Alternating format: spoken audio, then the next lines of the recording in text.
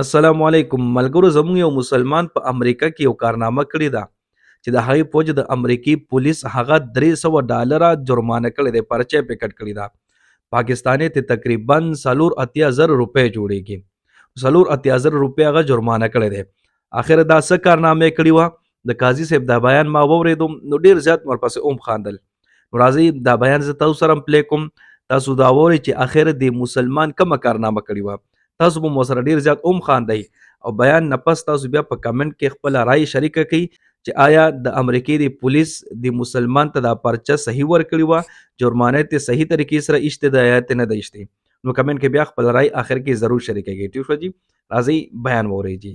زموږ یو ملګری دی د انډیا دی، ډېر عجیبه غونډه شی نه جمعې مانځر راته هغه عجیبه ډرامچي شی دی.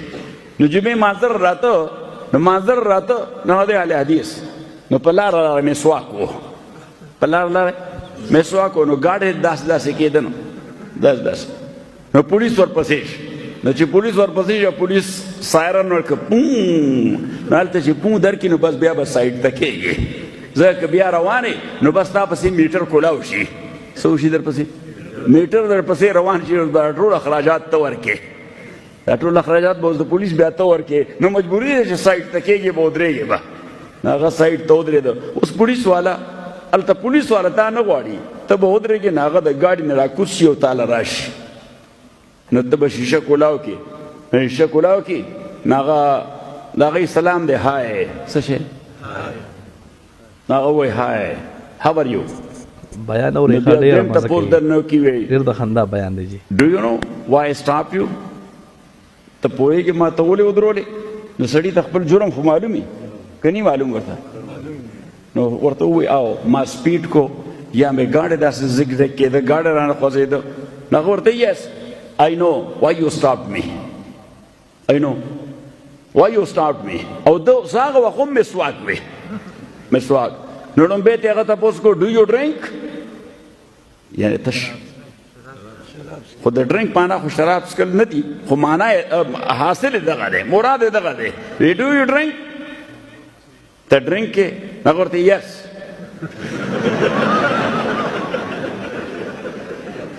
هغه ورته وټ یو ډرینک، یعنې څه څښې؟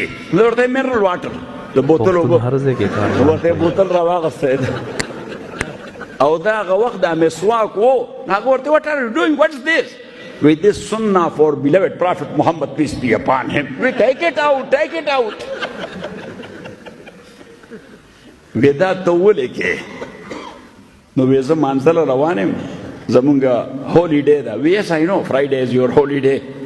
خو ودا زمونږ د پیغمبر سنت دی صلی الله علیه وسلم. نو هغه ورته ډېره عجیبه خبره وکړه، وی د دې سنتو خاص ځای شته؟ زه ما ته وی زه داسې ملامته کړم، وی ما ته وی چې د دې پیغمبر د سنتو خاص ځای شته چې پیغمبر دی خو به ډېر مهذب او ارګنایز سړی و، نو د دې چېرته څه خاص ځای؟ وی ما ورته وی چې ساري. وی اوکې سو دس ا ټیکټ. نو د $300 ټیکټ یې وله ورکړ. نو ما ته وی د مانځر بعد وی قاضي صاحب زه سنتو کې نن چالان شم.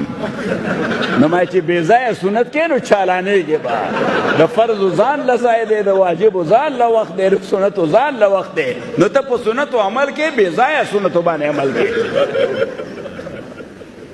ښه جي ملګرو، تاسو دا بیان واورېدو. اوس تاسو کمنټ کې خپل رائے شریکه کړئ چې آیا دی صحیح کړي دي امریکي پولیس او که غلطې کړي دي. زه هم یم زما عزتمندو چې بالکل صحیح کړي دي، ځکه چې هر یو شیز دپاره اگر چې مسواک بالکل سنت دی خو یو وخت مقرر دی، ټیم پیژندل دي، وخت پیژندل دي، ځای پیژندل دي. دا نه چې ته د هر ځای کې ته د اوس ډرایوینګ هم کې او ته د مسواک کې، نو خامخا به نه بیا ګاډی یو خوا بل خوا ځي، اکسیډنټ خطره پکې راپېښېدی شي. نو پرچې والا بالکل زه خو یم چې صحیح ورکړې ده. اوس تاسو خپله رایه را سره شریکه کړئ چې پرچې ور باندې صحیح کټ کړې ده یا غلطه کټ کړې ده. خپله رایه تاسو شریکه کړئ. ټیک شوه جي، ما خپله رایه در سره شریکه کړه جي.